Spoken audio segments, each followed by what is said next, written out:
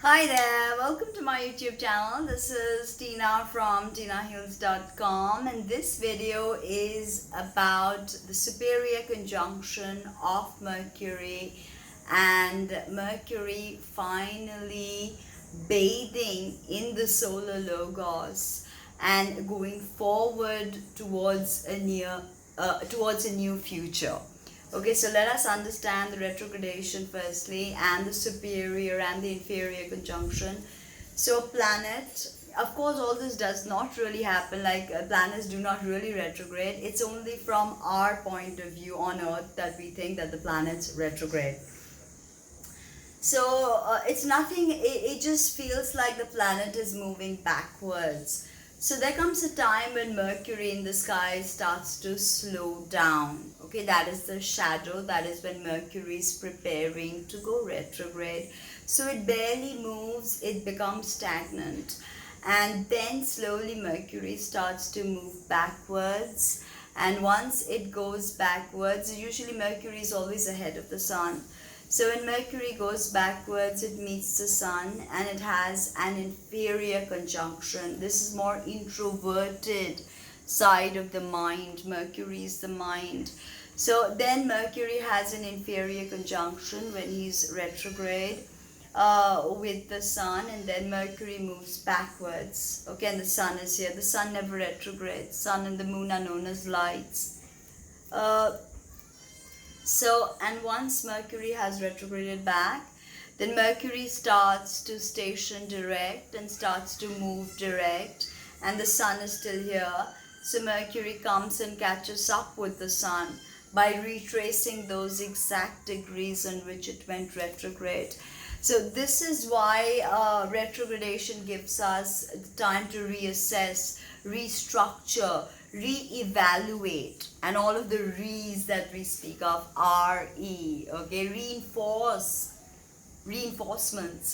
right? So this is the inferior conjunction when Mercury is retrograding and the sun is here. Mercury speeds up from the sun, and this is Mercury and this is the sun. Mercury started moving backwards, sun catches up, they meet, inferior conjunction.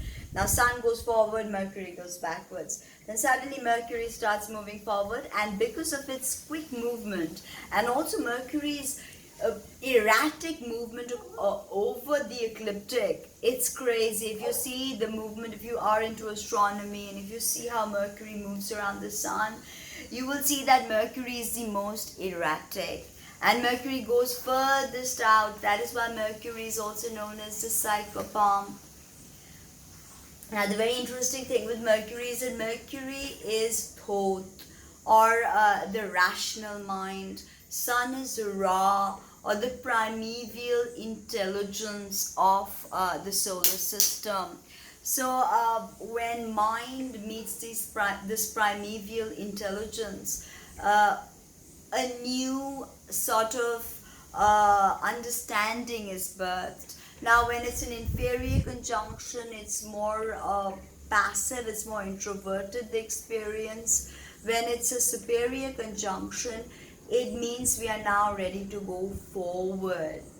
Okay, especially relevant for people with a strong mercurial signature, like if Mercury is your final dispositor, or if Mercury is the ruler of your nativity, then you will begin to feel this Mercury bathing in the solar logos very heavily. Okay, so this is very important, understanding the superior and the inferior conjunction, to keep in mind that all of this is happening from our point of view, from the point of view of Earth, right? Now this is happening on the 26 degrees of Leo, which is also Mercury is conjunct the new moon. That is taking place in Leo, in the third decan of Leo. The third decan belongs to Mars. 26 degrees also belongs to Mars by term. So Mercury has a very strong Martian vibe to this whole retrogradation and this superior conjunction and the going forward also. Okay, so this cements to us the role of Mercury as spirit messenger. Okay, the The inferior and the superior conjunctions are the 2 points when the mind is ready to receive new information. Okay, inferior conjunction, if you've not processed what was going on during the shadow and retrogradation, we start to process that during an inferior conjunction. But when the superior conjunction happens, we are ready to move forward, and that is absolutely brilliant. The Sabian symbol for Mercury direct is a rainbow. So immediately you think of the blessings that Mercury is going to bring forward for all of us. And the clarity of thought is something we need. Clarity, you know, in our collective mind, in our manas, we need clarity right now. Who is ruling this superior conjunction of Mercury? Incidentally, it happens to be the Sun. So Mercury is bathed in the solar logos, and as I make this video, it is a Sunday. So Sun, the solar power, and Mars, the fiery Mars, is igniting Mercury going direct in Leo. Okay, very fiery signature. Now, the moon is also in Leo with this chart of Mercury going direct, and she's in 6 degrees of Leo, the first decan of Leo ruled by the Sun. Okay, she is an active participant in Mercury going in the superior conjunction, Mercury going direct, right? She is in the first decan, and she's also ruled by the Sun. So Sun. Balsamic moon, that means it's a time of rest, it's a time of recuperation. The moon is in her balsamic phase. Okay, think of it as a monthly sleep time, the balsamic phase of the moon, just before a new moon. However, this station will feel to you, it will be emotional because of this proximity to Luna. And Luna has no dignity in Leo, essentially. So, you know, she's cold and moist, and Leo is hot and diurnal. She's nocturnal. So she has no essential dignity in the sign of Leo, right? Very future-oriented superior conjunction. I feel that there's a lot of moving into the energetic vibe of Aquarius with this. Aquarius is the polarity of Leo. So very interesting. We have got Uranus in the other fixed sign of Taurus. So we've got a lot of in Uranus just stationed retrograde. So there's a lot of movement in the fixed signs, you know, and we are going to feel that. Now, instinct, intuition, dream time, all of this is going to be heightened with Mercury's proximity to Luna, and Mercury is already the psychopomp. He's bringing to us messages from the world of spirit. Now, the mansion that this Mercury direct station is taking place is the 12th mansion, Al-Sarfa,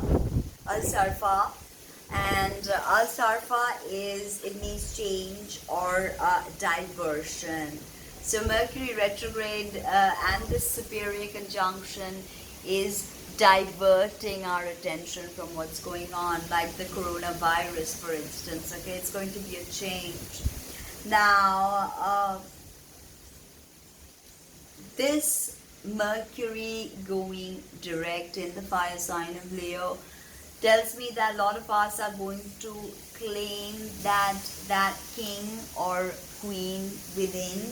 It's a time to move forward with ideation, with you know, all the projects that have been stalling. I think this Mercury direct station is going to be very significant in how we treat the coronavirus going on into the future.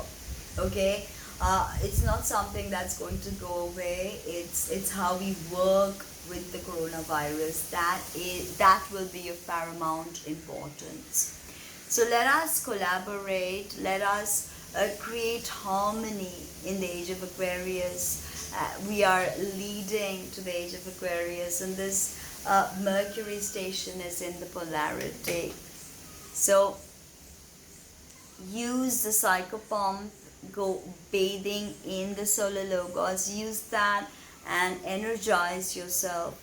Okay, because you have Mercury somewhere in your chart. Mercury is, even if it's not a final dispositor, Mercury is still rather important.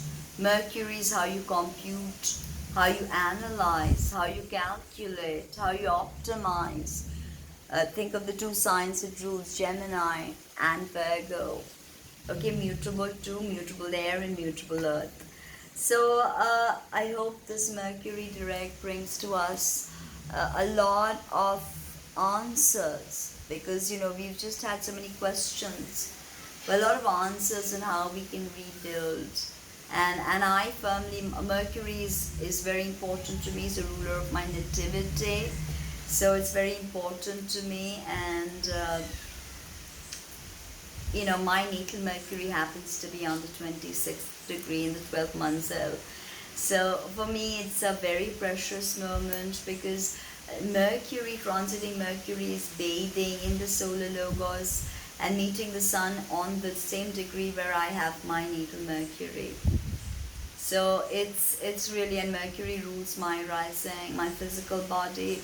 So I'm waiting for this with bated breath, to see what it brings, to see what tomorrow brings. And I send you a lot of love for what tomorrow brings. Even if it's a storm, we shall weather it together, and we shall be together no matter what. Like, comment, subscribe, and let me know what you think. Thank you, and speak soon.